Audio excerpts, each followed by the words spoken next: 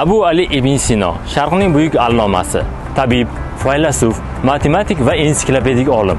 U Yevropada Avicenna nomi bilan mashhur. U tibbiyotda yurak, asab, ko'z, jarrohlik usullari haqida yozgan. Gigiyena va sog'lom turmush tarziga katta e'tibor qaratgan.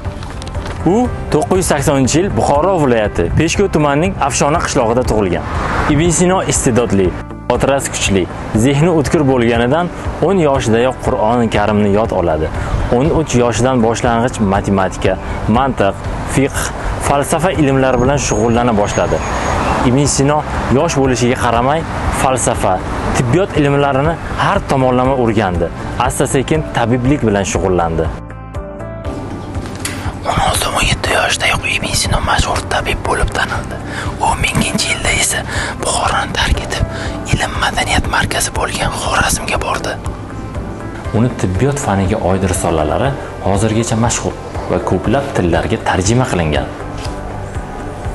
1023-yilda Ibn Sino Isfahonga keldi va butun umrini ilmiy asarlar yozishga bag'ishladi. Bu yerda Ibn Sinoning Kitob al-Qonun fi-Tibb, Kitob un-Najot, Kitob ul-Insof kabi mashhur asarlari yozilgan. Ibn Sino asarlari Yevropada 12-asrdan boshlab lotin tiliga tarjima qilina boshlandi. Tibb qonunlari asarining o'zi lotin tilida 30 martadan ortiq nashr qilindi.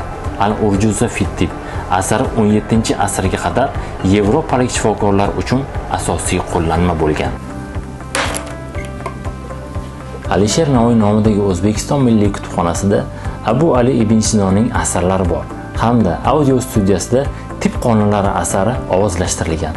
Agar uni eshitmoqchi yoki o'qimoqchi bo'lsangiz, kutubxonamizga tashrif buyuring.